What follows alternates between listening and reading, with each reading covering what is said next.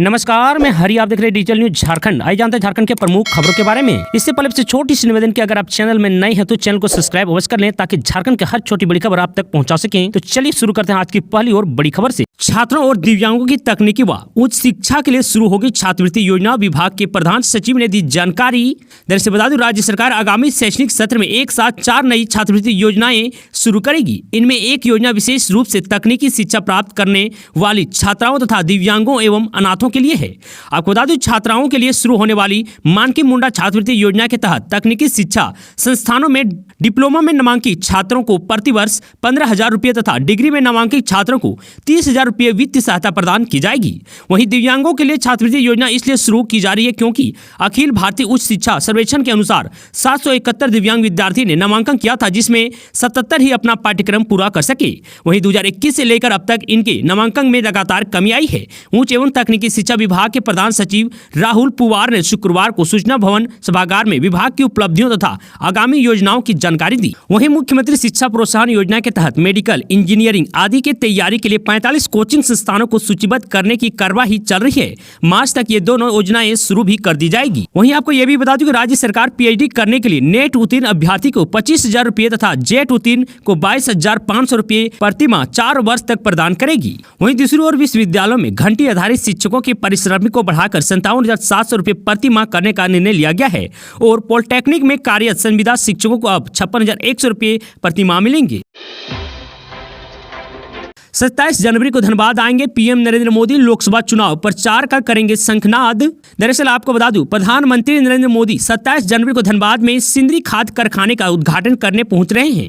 इस दौरान वे एक जनसभा को भी संबोधित करेंगे, जो 22 जनवरी को अयोध्या में भगवान श्री राम के भव्य मंदिर का उद्घाटन करने के एक सप्ताह के अंदर प्रधानमंत्री मोदी का झारखंड दौरा खास होगा। राज्य में इसे लोकसभा चुनाव के लिए भाजपा के अभियान का प्रारंभ माना जा रहा है। वहीं आपको बता दूं, धनबाद दौरे में प्रधानमंत्री नरेंद्र मोदी कोडरमा, गिरिडीह और धनबाद लोकसभा के प्रमुख भाजपा नेताओं और कार्यकर्ताओं से अलग से मुलाकात करेंगे। इनके साथ प्रधानमंत्री चुनाव तैयारियों को लेकर चर्चा भी करेंगे। झारखंड में वायुसेना भर्ती के लिए 6 फरवरी तक कर सकते हैं ऑनलाइन आवेदन। दरअसल बता दें, इंडियन एयरफोर्स ने अग्निवीर एयर इनटेक की अधिसूचना जारी कर दी है। इस वायुसेना भर्ती के लिए इच्छुक सभी पुरुष और महिला उम्मीदवार 6 फरवरी तक ऑनलाइन आवेदन कर सकते हैं। आपको बता दो, अग्निवीर वायु प्रवेश के लिए पंजीकरण 17 जनवरी को 11 बजे शुरू होगा। आपको बता दो, कमांडिंग ऑफिसर और कर्मचारी 12 जनवरी से 23 जनवरी तक स्कूल और कॉलेजों के लिए जागरूकता और प्रेरणा सत्र आयोजित करने के लिए आपके जिले का दौरा करेंगे। आपको बता दो कि कमान अधिकारी विंग कमांडर ए प्रदीप रेड्डी ने जानकारी देते हुए बताया कि अग्निवीर वायु प्रवेश के लिए पंजीकरण 17 जनवरी 2024 को 11 बजे शुरू होगा। वहीं आपको बता दूं कि अग्निवीर वायु प्रवेश 1/2025 के लिए पंजीकरण 17 जनवरी को 11 बजे शुरू होगा और पुरुष और महिला उम्मीदवार के लिए 6 फरवरी को 11 बजे बंद हो जाएगा। अब 22 जनवरी से भरे जाएंगे आरक्षित प्रतियोगिता परीक्षा के फॉर्म। 4,919 पदों पर होनी है भर्ती। दरअसल आपको बता दूं, झारखंड कर्मचारी चयन आयोग ने झारखंड आरक्षित प्रतियोगिता परीक्षा 2023 के तहत ऑनलाइन फॉर्म भरने की तिथि बढ़ा दी है। अब इस परीक्षा के लिए 22 जनवरी से 21 फरवरी तक ऑनलाइन फॉर्म भरे जाएंगे। आपको बता दूं कि पहले इस परीक्षा के लिए ऑनलाइन फॉर्म 15 जनवरी से 14 फरवरी तक भरे जाने थे, लेकिन आयोग ने तकनीकी कारणों का हवाला देते हुए परीक्षा की तिथि बढ़ा दी है। आयोग द्वारा जारी नए कार्यक्रम के अनुसार ऑनलाइन आवेदन भरने वाले अभ्यर्थी परीक्षा शुल्क का ऑनलाइन भुगतान 23 फरवरी के मध्य रात्रि तक कर सकेंगे। फोटो एवं हस्ताक्षर अपलोड करने की अंतिम तिथि 25 फरवरी तक निर्धारित की गई है। समर्पित ऑनलाइन आवेदन पत्र में संशोधन 26 फरवरी से 28 फरवरी तक किया जा सकता है। बता दें कि इस परीक्षा के माध्यम से आरक्षी के कुल 4,919 पदों पर नियुक्ति होनी है।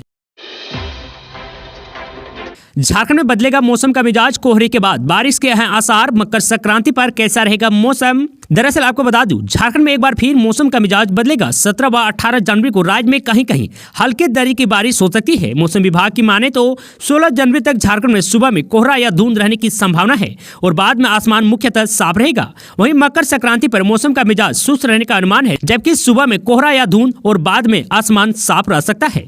मौसम विभाग ने अपने पूर्वानुमान में बताया कि 13 जनवरी यानी आज से लेकर 16 जनवरी तक झारखंड में सुबह में कोहरा या धुंध रहने की संभावना है और बाद में आसमान मुख्यतः साफ रहेगा।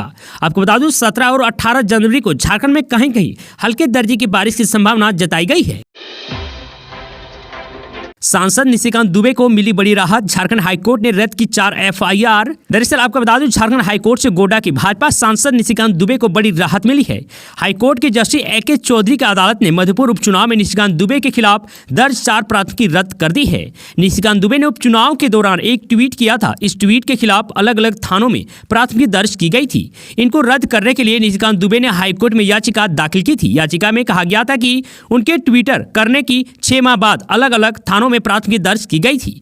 निशिकांत दुबे की ओर से अदालत को बताया गया कि उनके खिलाफ प्राथमिकी दर्ज करना गलत है। इस मामले में प्राथमिकी दर्ज नहीं की जाती, बल्कि अदालत में शिकायतवाद दायर की जाती है। इसके बाद अदालत ने सभी प्राथमिकी रद्द कर दी है। वर्ष 2015-16 में नियुक्त शिक्षकों ने दोबारा टेट की अनिवार्यता का क्या विरोध लगाया, ये आरोप। दरअसल आपको बता दूं, वर्ष 2015-16 में नियुक्त इंटर प्रशिक्षित प्राथमिक शिक्षकों ने प्रमोशन के लिए कक्षा 6 से 8 का टेट शिक्षक पात्रता परीक्षा उत्तीर्ण करने की अनिवार्यता का विरोध किया है। राज्य सरकार ने प्राथमिक शिक्षकों की प्रमोशन के लिए नई नियमावली गठित करने का निर्णय लिया है। आपको बता दूं, जिसमें प्रावधान किया गया है कि 16 दिसंबर 2014 के बाद नियुक्त इंटर प्रशिक्षित शिक्षकों को ग्रेड 4 तथा प्रधानाध्यापक के पद पर प्रमोशन के लिए उच्च प्राथमिक अर्हता कक्षा 6 से 8 के लिए टेट उत्तीर्ण होना अनिवार्य कहा गया है। इस अवधि के बाद नियुक्ति इंटर प्रशिक्षित शिक्षक कक्षा 1 से 5 के लिए ही टेट उत्तीर्ण है। आपको बता दें, झारखंड प्रगतिशील शिक्षक संघ ने शुक्रवार को प्रेस विज्ञप्ति जारी कर कहा कि स्कूली शिक्षा एवं साक्षरता विभाग द्वारा प्रस्तावित झारखंड राजकृत प्रारंभिक विद्यालय शिक्षक प्रमोशन नियमावली 2024 का संघ विरोध करता है। संघ के बालजीत सिंह व आनंद साहू ने कहा कि यह नियमावली झारखंड में वर्तमान में कार्यरत शिक्षकों के बीच भेदभाव उत्पन्न करने वाली है। विष्णु अग्रवाल को झारखंड हाईकोर्ट से मिली जमानत, 164 दिन बाद जेल से निकले बाहर। दरअसल आपको बता दूं, चेशर होम रोड के 1 एकड़ जमीन फर्जीवाड़े में जेल में बंद कारोबारी विष्णु अग्रवाल को झारखंड हाईकोर्ट से शुक्रवार को सशर्त जमानत की सुविधा प्रदान की गई है। आपको बता दूं, कोर्ट के आदेश की कॉपी सिविल कोर्ट पहुंचा और 1 लाख रुपए के 2 निजी मुचलके जमा करने के बाद जेल से शुक्रवार की शाम विष्णु अग्रवाल 164 दिनों के बाद जेल से बाहर निकले। आदेश के तहत विष्णु अग्रवाल ने अपना पासपोर्ट कोर्ट में जमा करा दिया है। हाईकोर्ट से जमानत मिलने के कुछ देर बाद ही उनके सहयोगी सिविल कोर्ट पहुंचे और बेल बॉन्ड की कार्यवाही पूरी की। कागजात की कार्यवाही पूरी होने के बाद कोर्ट ने रिलीज ऑर्डर जारी कर दिया। बता दें कि विष्णु अग्रवाल को ईडी टीम ने 31 जुलाई की देर रात गिरफ्तार किया था। तब से वह जेल में बंद थे। 8 फरवरी को जारी होने वाली मतदाता सूची के आधार पर होंगे निकाय चुनाव। दरअसल आपको बता दूं, झारखंड में अगर इस साल नगर निकाय चुनाव हुआ तो राज्य निर्वाचन आयोग को तीसरी बार वोटर लिस्ट तैयार करनी होगी। फरवरी के बाद निकाय चुनाव की तिथि जारी की गई तो 8 फरवरी को जारी होने वाली मतदाता सूची के आधार पर मतदाता सूची का विखंडन कर चुनाव कराने होंगे। दरअसल आपको बता दूं कि राज्य निर्वाचन आयोग ने 2022 में नवंबर दिसंबर में चुनाव कराने के लिए 1 जनवरी 2022 को आहर्ता तिथि मानते हुए पहली बार मतदाता सूची तैयार कराई थी। हालांकि इसी बीच ओबीसी आरक्षण को लेकर चुनाव टल गया। इसके साथ ही भारत निर्वाचन आयोग ने मतदाता सूची का विशेष पुनरीक्षण कराकर 1 जनवरी 2023 को आहर्ता तिथि मानते हुए 5 जनवरी को मतदाता सूची का प्रकाशन किया था। आपको बता दूं, इसी सूची के आधार पर भी मतदाता सूची बनी थी, लेकिन चुनाव नहीं हो सका। अब फिर मतदाता सूची का पुनरीक्षण जारी है और 8 फरवरी को इसका अंतिम प्रकाशन किया जाएगा। इसी सूची के आधार पर लोकसभा चुनाव कराया जाएगा। वहीं आपको बता दूं, झारखंड हाईकोर्ट ने एक याचिका पर सुनवाई करते हुए सरकार और राज्य निर्वाचन आयोग को 3 सप्ताह में निकाय चुनाव कराने का निर्देश दिया है।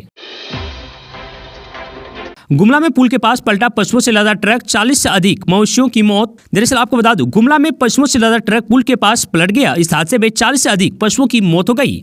घटना जिला के पालकोट थाना क्षेत्र का है, जहां सेमरा जंगल स्थित गंजई पुल के पास ट्रक पलट गया। इसमें 40 से अधिक गोवंशी पशुओं की मौत होने की बात सामने आ रही है। हादसे के बाद घटना पर लोगों की भीड़ जुट गई। अब यहाँ 108 एम्बुलेंस के अभाव में नहीं जाएगी किसी की जान, ये है गुड न्यूज। दरअसल आपको बता दूं, पूर्वी सिंहभूम जिले में अब एम्बुलेंस के अभाव में किसी की जान नहीं जाएगी। जल्द ही हाईवे हो या ग्रामीण क्षेत्र, फोन करने के आधे घंटे के अंदर 108 एम्बुलेंस मौके पर पहुंच जाएगी।